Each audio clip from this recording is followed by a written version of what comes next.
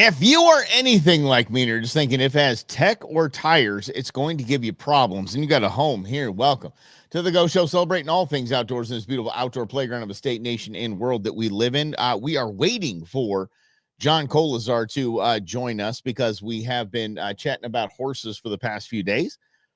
And let's get the man himself, and let's go right to the I think I see him now. He is joining us. John Kolazar is going to be filling us in on what's going on in his really cool Outdoor Life article. Let's do this here. Let's go here. What's up, my man? How are you? Good. How you doing, Mike? It's good. You've got some like cool, like kind of dream sequence thing going on right now. It's very, very blurry. But if you like kind of maybe do this to your camera or something like that, buddy, you look as blurry as can be. But I wish I knew how to do that. Let's see the camera. Well, the camera's right there, champ. Just give it a little bit of one of these. A little bit, like this. Listen, yeah, because you're blurry. You're far too handsome to be blurred out.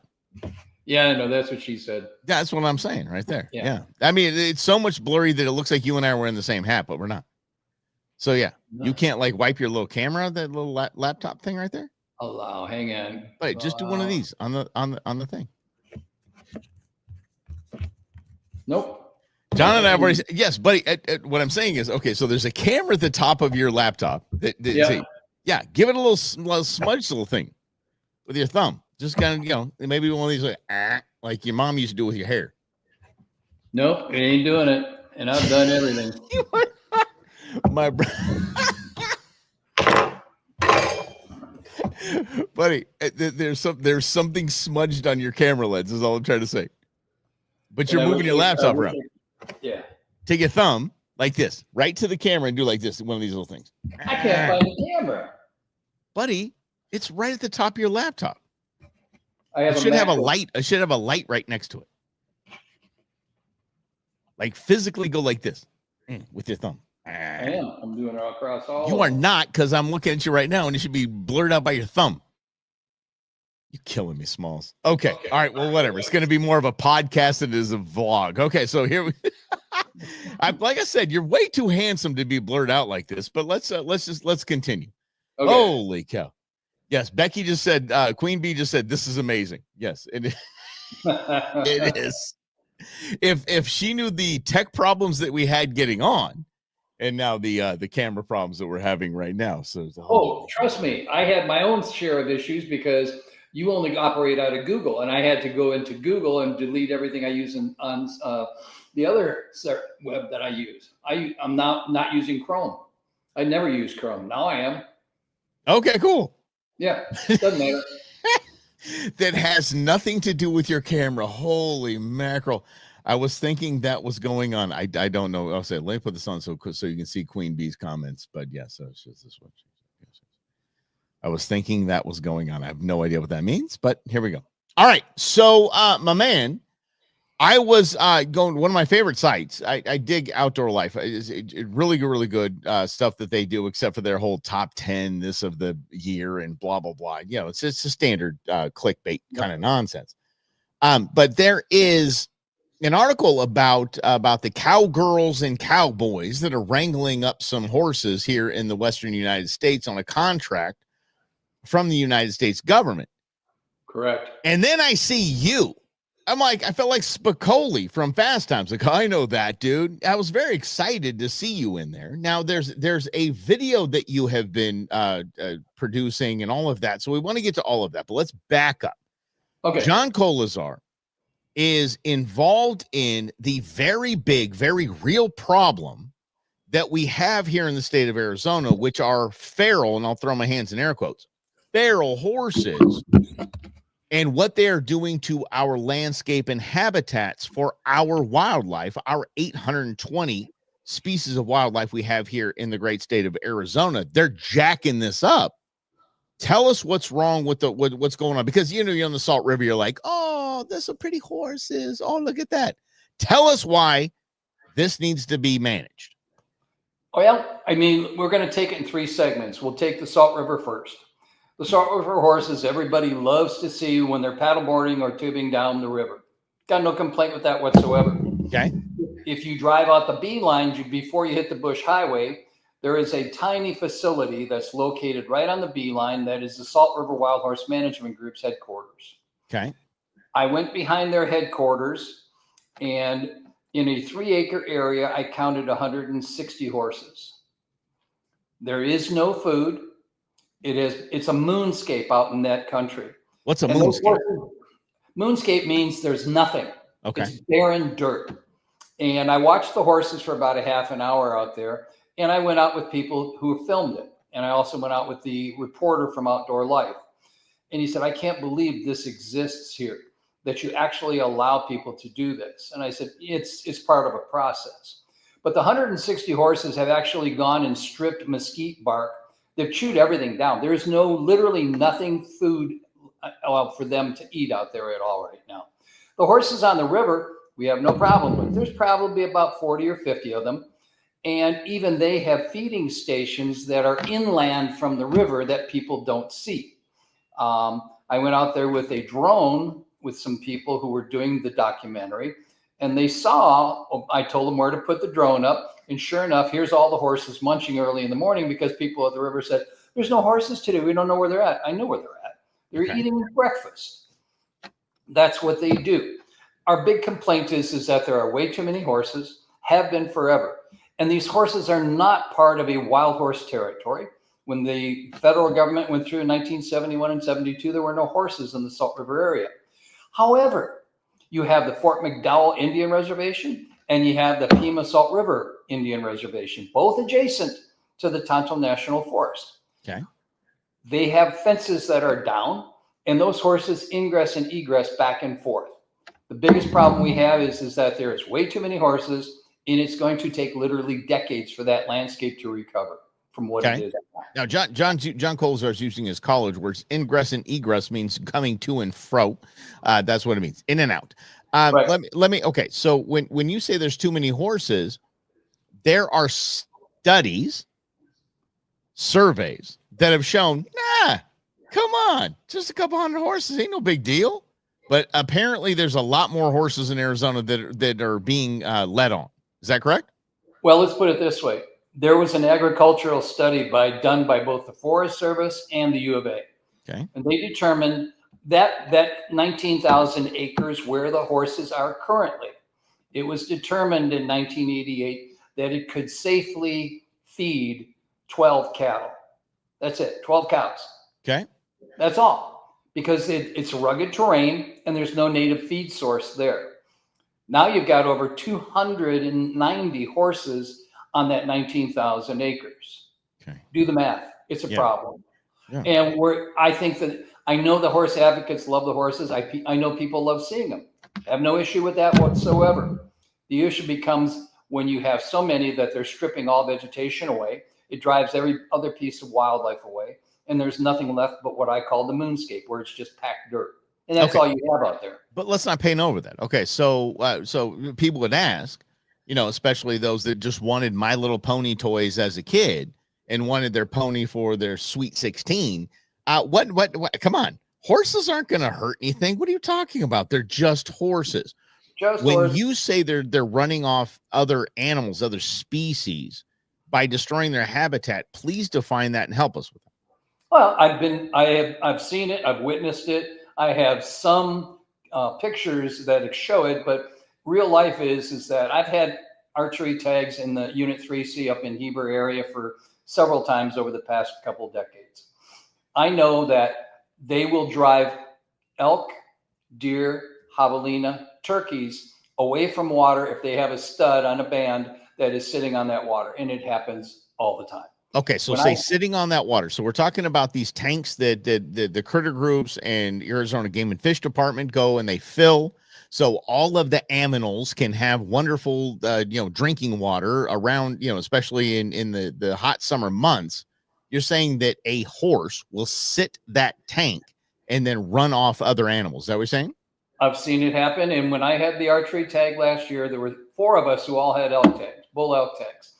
We were supplied with wrist rockets to use to drive off the horses off the water because they would not allow the elk to come in.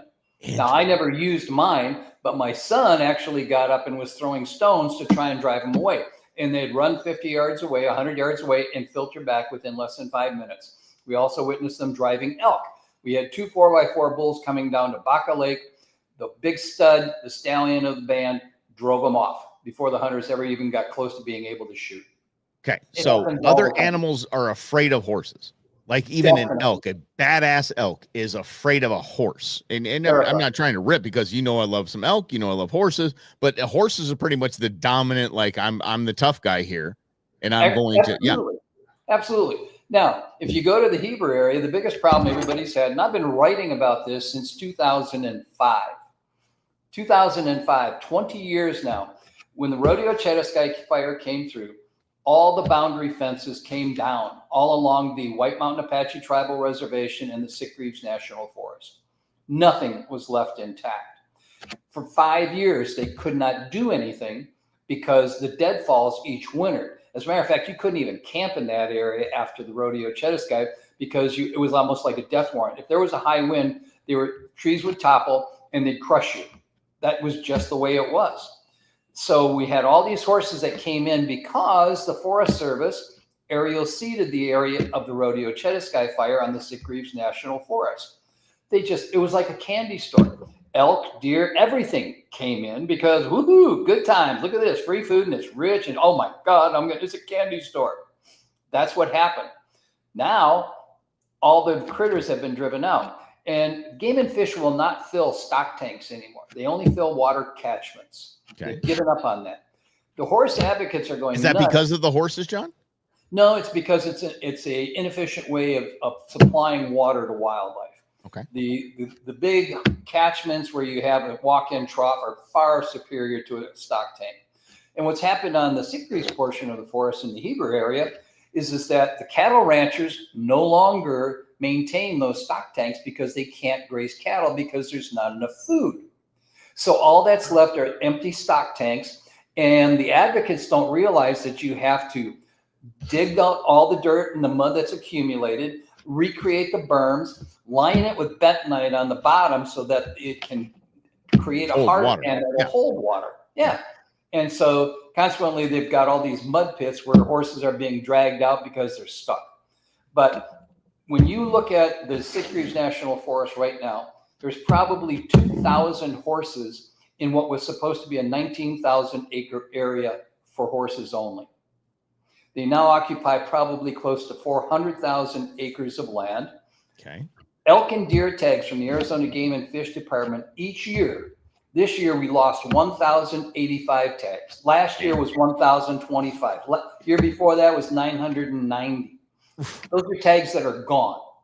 That's a huge revenue loss. It's a huge hunting opportunity loss for us. Right. So everybody's clear in this. That means that the horses are eating the vegetation. They're drinking the water. They're running the elk somewhere. The elk aren't just dying off. The elk are just taking off. They're like, we don't want to do. There's nothing here for us. In which Game and Fish, they want to keep them here. Since 1913. Big great story of conservation in Arizona elk. But now it's decreasing because some fired up woman that just absolutely loves some My Little Pony is basically making this a legal battle and watching and not even caring about our basically our conservation efforts. Am I saying that correctly? Because she's mentioned in the article and I don't remember her name. Yeah, Betty Nixon is a horse advocate, and I have no problem with Betty. She loves horses. Good for her. She's only been in the Heber area, though, since 2018. So she's a newcomer.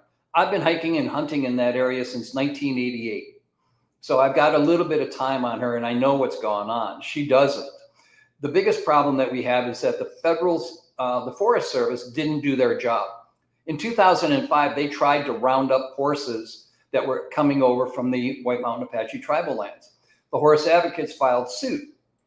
In 2007, a federal judge gave a mandate. Come up with a management plan before you remove any horses. It's now 2025, and that management plan is supposedly due this week. Okay. It's taken them 18 years and 5 forest supervisors to get it done. And we understand government's going to government always. Yeah, and you But can't okay, force but them to do it are now. you? My question is: are you optimistic about that plan? Does that plan? Will that plan be instituted, and will it work? The plan was agreed to by the Heber Wild Horse Collaborative. They agreed to it. 50 to 100 horses in the 19,000 acre area. I have no question in my mind that they're going to file suit to stop it. The biggest problem is now that we have over 2,000 horses. They're north of the 260. They're in hunting units 4A, 4B, 3A, 3C, and unit 23 north. Okay, that's a huge issue. So what? But okay, so there has to be something going, right? There has to be some sort of management. Are we tranking some horses? We throwing some birth control out there? I mean, what? Nothing is being done. Zero. Nothing. You can't, because there is no management plan. The Forest Service is incapable of doing anything until the plan is signed. And then the horse advocates are going to file suit because they believe that all 400,000 acres of the Sitkrieg Forest belong to the horses only. They refuse to acknowledge that there is an issue with habitat. And that was part of the filming of the documentary that Origins is doing. Okay. And Origins was taken to each side of the 260, one where there's only horses and wildlife, the other side where it's only wildlife. The difference was astounding as to the browse levels and what's left for consumption by other animals. When is that coming out? My guess is next summer or spring was when the documentary. They're going to enter it in film festivals. I took them around for what they call B-roll shots, where they were. These guys are all from the East Coast, and they came out and said, "Wow, these are wild horses. This is cool." I said, yeah, right. Hold your horses, guys. Literally. I see what you did. We went out and they said, "Can you think we can get to see some?" And I said, "I think I can manage that for you." Pulled off the 260, and within 1 minute, we saw a horse band. And he said, "How close do you think you can come to them?" And I said, "My guess is probably 5 yards." And they did. They got to 5 yards. They filmed the whole thing. It was absolutely hilarious. They go, "These aren't really wild, are they?" I said, "No, they're pets. They're habituated animals that walk around with impunity because they're not afraid of people." Okay. So there's but I do know, because you and I have had conversations in the past. This is John Colazar. John Colazar is the pro when it comes to these, and throw your hands in air quotes, feral horses. There's something being done, right? I mean, there's some being relocated to horsey condos, and there's some that are sent up to Canada for zoo logs. I mean, what? Help us out here. Tell us there's at least a pot of gold at the end of this rainbow.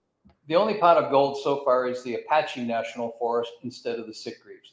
The Apache, the horses there were deemed feral or stray because there were no horses there when the 1971 and 72 evaluation of horses came about.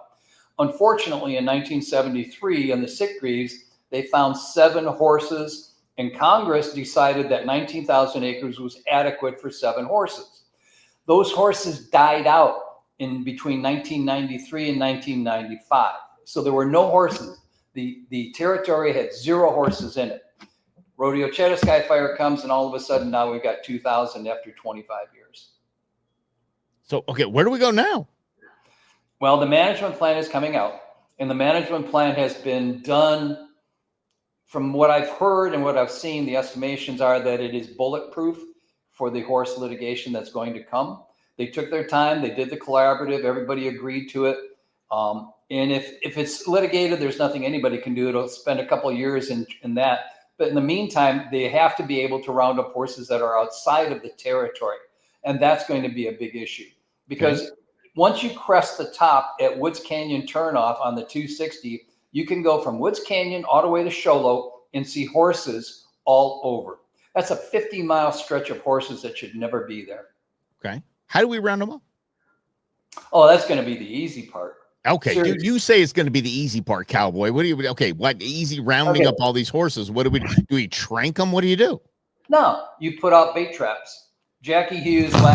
Bait trap. That sounds like bear trap. What are you talking about? Trap. Talk to me about trap. What it is, it's a big, huge round pen.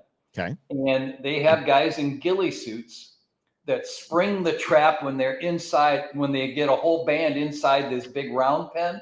They put water in, they put water and they put sweet feed or they put alfalfa in there. The horses come in, are munching, everything's wonderful, and they trip the gate. Okay.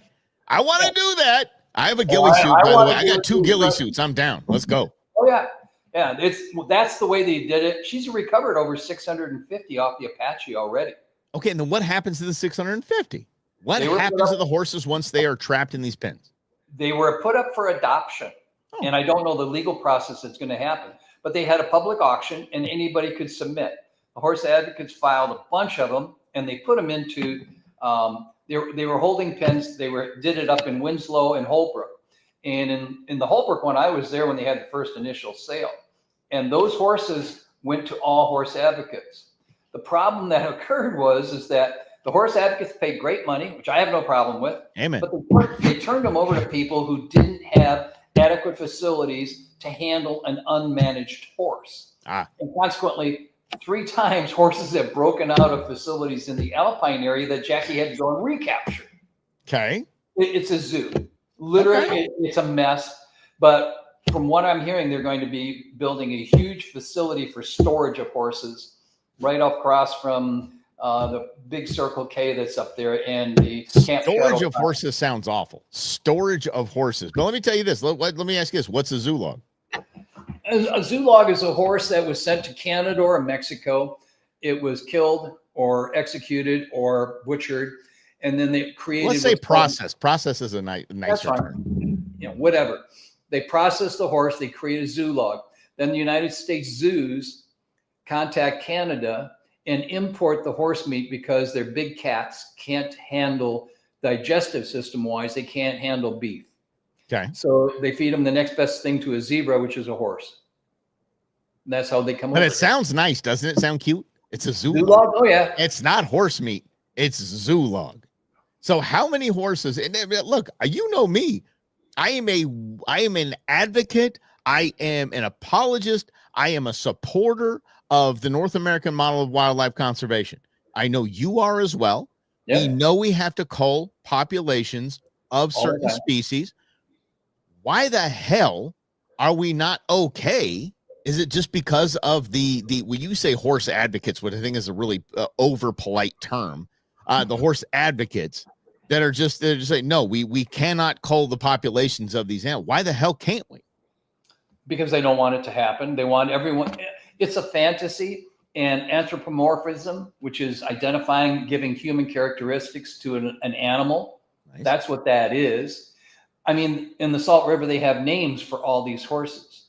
They know the bands. Every one of them has a picture and a name, so they can identify the horses. I'm not swearing. I'm honest to goodness. That's what goes on. But up in the Heber area, they're doing the same thing now. They're naming horses, and they know where their bands are located. I mean, it's ludicrous. But again, Game and Fish hasn't been able to touch anything because it's not wildlife. They are, what are they? They're pets. Livestock. They're pets. Yeah. I mean, look, if we're feeding them, they're pets. They consume twice as much forage as an elk and 4 times more than a deer. And you wonder why the elk and the deer aren't there anymore? Yeah. Yeah. Is it, but okay. Do you think this management thing's going to stick? I know we're going to go to the courts. I know it'll probably maybe go to the Supremes, whatever it does, but do you think we're good? Oh yeah. Oh yeah. Because I'm willing to testify. Robin Silver is willing to testify. And a number of other people who have been there through the decades are willing to testify. Wait until the documentary comes out and let's see. The documentary is not based for wildlife advocates and it's not based for horse advocates. It's based for knowledge to the non-involved public that thinks, oh, look, there's pretty horses, take a picture. They don't understand the complexities of what wildlife has to go through to survive. And if you go up into that country now, with as little rain as there's been, there's no food and there's no water. Good luck living the rest of your life that way. So Tequila Jim popped this in there. Dennis Leary once said the levels of protection people give animals directly proportional to how cute they are. You're damn right. Yeah. Yeah. Well, I beg to differ. Here's why. Oh, what is man's best friend? Cutest dog in the world. Absolutely. Awesome. You know how many we put down or kill each year? Over 400,000 across the United States every year are killed because there's too many. But you cannot put a single horse down. Yeah, well, that's federal. I mean, that's federal law, right? Yeah, it's federal law because donkeys have been massaged it that way. There are so many riders. I mean, ideally, when this was passed in 71 and 73, it was good. They needed to maintain some vestige of the Old West. The problem is now you have over 300,000 horses across the West. That includes tribal lands, and it includes state trust lands, and it includes national forests and BLM lands. The biggest issue we have now is there's 60,000 horses in holding that nobody wants to adopt. But okay, and is there? And I'll say this because we talk about adoption of kids and things like that. Is there a lot of government red tape to it? Is that what's stopping people from adopting these horses? Is it government red tape? Actually, it's kind of funny. They will pay you $1,000 to take a horse. I think Miss Becky needs a horse. I think Mike Russell needs a horse. No. We did the desert tortoise adoption program. That's about it. Yeah, and then we got 2 dogs from the pound, which we would like to send back. Anyway, what's up with this Jake Harveth guy? Jake Harveth is a nice guy, I think. Okay. And he received a lot of pub because he rode all across the United States on Mustangs that he gentled. And I have no problem with anybody who wants to gentle a Mustang and make it into a workable animal. You mean break a horse? Let's just say it. Well, there's Is ways gentle to break the new horse. word? No, well, it could be. I saw the coolest way of gentling or breaking a horse if you want. And you can. I watched a gentleman take a horse that was untouched by human hands from the Apache National Forest, had never been touched. And they put him through this process, and in less than 2 hours, people were handling him. It's called a wheat bin or an oat bin. And what happens is the horse is shoved, basically, it's moved in and out, and then it locks it in this place, and it drops hundreds of pounds of oats all around it. It's like a cocoon. And once that cocoon is done, the only thing that sticks out is the horse's head, and they approach it, and they pet it, and they gentle it, and they do everything. And they calm the horse because the horse's instincts are fight or flight, and they don't know what to do. But it's like, I got oats. I don't care what people are doing to me. Look at me. I am oat rich. Yeah, well, when you're covered with it and you can't eat it, it's a problem. But then once it's gentled, after only an hour, they remove all the oats. They have a halter on it, and they lead it into a round pen, and they're able to work with it because it recognizes you're not trying to kill it. You're not trying to eat it. Okay. So let's get to eat it, though. I want to get to eat it. Oh, I so love we have to talk like grown-ups here. We're not, no, John is not in some dream sequence right now. It's just some blurred camera issue. But it sounds like it seems like you're broadcasting from heaven and you're speaking as the voice of God. So let's do this. If you were to say, because again, advocates of the North American model of wildlife conservation, which rely on sportsmen and women to help cull populations of all of the animals, at least 60 here in the state of Arizona out of 820. What's wrong with taking a shot at or saying, okay, we got to open a season on horses? It will probably never happen because they're designated as livestock and they'll never be declared wild game. What really should happen is all of the horses that are over 10 years old in holding facilities now should be offered up to those people who want to create wild horse sanctuaries. And there's a lot of people who want to use their land for that. Great, take them away. That way it's not on the federal. Last year we spent $146 million on the wild horse and burro program. Okay. $146 million. But why is it working for the burros and not working for the horses? Because the burros seem to be pretty damn well managed.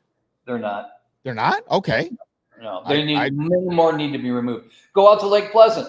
You'll see it. Oh, I run them off all the time. Yeah. Is that managed? No. I'm catfishing. Get the hell out of here. Yeah. I mean, they're in Anthem now. They cross the expressway. People who drive OHVs leave the gates open and they cross over. Happens all the time. Okay. Until it becomes a green smear on I-17. So thank you. Right. And this basically ruin someone's car, maybe kill the person. I mean, but it just seems to. So basically, I guess we should bottom line this. Yes. there's something that needs to be done, and it isn't Yosemite Sam's running out there and capping horses.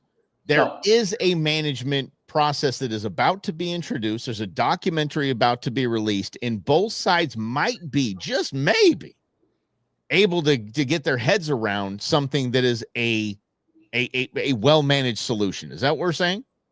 I'm saying that the wildlife conservationists, we have a vision. And I hope that, I don't know what the documentary is going to show, but I think it's going to show the complexities and the passions that each side has. However, if you follow the science, the horses need to be removed. Period. End of story.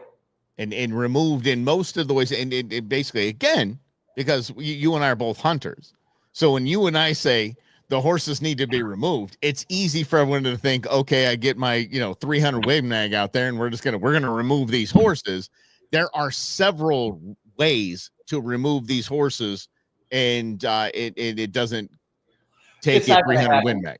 It's not going to happen that way. I hope the horse advocates belly up to the bar, and I hope that they say, fine, here's $150,000, transport 1,000 of these horses that you're collecting from the Heber area, take them to our wild horse sanctuary and let them grow old gracefully. If people want to do that, I got no problem. But on public lands where they don't belong and they never were before, they need to be removed.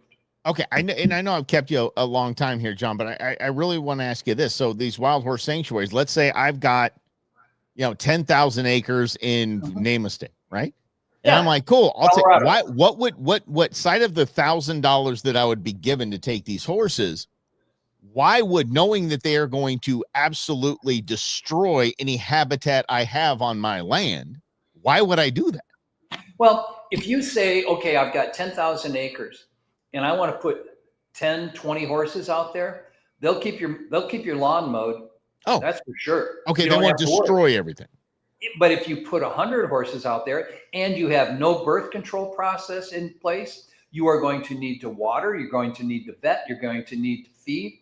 All of those things have to happen before any of those animals are going to be taken care of the right way. I would love to see horse meat on the menu. There's a woman who just graduated from Yale last year in a master's in forest environmental management. She's from Kazakhstan. Her name's Jamila. Okay. And Jamila wants to have legal horse meat across the United States. Yes. She grew up in Kazakhstan. She said, I love horse milk. Okay. I love horse meat. It's delicious and it's better for you than beef. Oh, yes. Okay. I'm not mad at it. You know me, I'll try anything twice. So yeah, I'll give it a try. I think that's a great idea. But does that have any legs? I mean, does that have any chance of being a thing here in the United States? When there's an uneducated public, no. Okay. Missionary work that I do all the time and have for the last 20 years, people are starting to see it. We have thousands of people now who are saying you need to remove them. It's a process. Yeah. I'll probably pass away long before I get to taste my first steak, but it's still a venture worth doing for the future. Come on, dude. You don't look a day over 40. Brendan. Oh, wait, so Grizz, let's see. Brendan brings us this. Just having all the male horses wear Crocs. Yes. So there's absolutely no nookie going on there in Horseland. Real quick before I let you go, because you did bring it up yesterday. So last week I brought up basically birth control for the horses. And there was a lot of jokes about condoms and this and that. What does birth control for horses entail? Because you know me, I want to be a part of this because I actually know what it is. And I think it sounds like a hell of a great time. What does it do? Explain that to us. Basically, they dart the females so that they can't conceive. However, it's a process that has to go ongoing. You can't stop it. The biggest problem, though, then is that even though they can't conceive, the mares keep coming into estrus or seasoning every month, which means a great time for the stud. Hell yeah. Sooner or later, she figures out he's not cutting the mustard because I'm not getting little foal in my tummy. Right. And mares determine who leads the band, not the stud. Well, let's let them figure it out. I'm down with that. I mean, hell, that might be the greatest population control ever. Well, yeah, I mean, they basically what they're doing is they're trying to fulfill the needs of the mare, and they can't because she's on a contraceptive that's been darted into her. It's PZP, and I don't know the scientific name. Sign me up, dude. You and your college words, I get it, but I mean, come on. I really, how do I get involved in that? Why don't we all get involved in it? Is it just too expensive? Is it cost prohibitive? What is it? I mean, it's cost prohibitive, and you'd have to do the right time each year. I mean, that's thousands of man hours out there on the ground to dart female horses. I think you would have a volunteer force in the thousands. I really do, because it would be fun. And you're doing right? Basically, you're hunting. Now, the horse advocates are split themselves. Half of them say it's brutal to do that. And half of them say you need it. Regardless of what happens, in the Heber area, we had maybe 100 horses come across, then 200, then 300. Now, because the fences are up, but horse herd size doubles every 4 to 5 years. Dang. So if we had 500 of them in 2010, figure it out. 3 decades after that, you've got over 2,000 horses, and now they are into places they never should have been. But they're nomadic, they move, and they graze. Eat, breed, defecate. That's the life of a horse. Sign me up. Well, damn. I want to come back as an Arizona horse. That's what I want. I'm going to come back as an Arizona horse or a donkey. I want to be a donkey just so I can go jack people just with that big old loud call that I do. Anyway, real quick, I want to go back on the birth control thing, and then I promise I'll get off of it. I really will. Is there a program in place right now? Like, are there people doing that? Are there groups doing that? The Salt River horses. Yeah, they've been doing that program for the last 7 years. Do I volunteer? How do I set that up? Because I really want to do this. I don't think Simone's going to allow you to do that. Simone would love me. I'm a wonderful person. Good luck. Real quick, okay, John, get over it.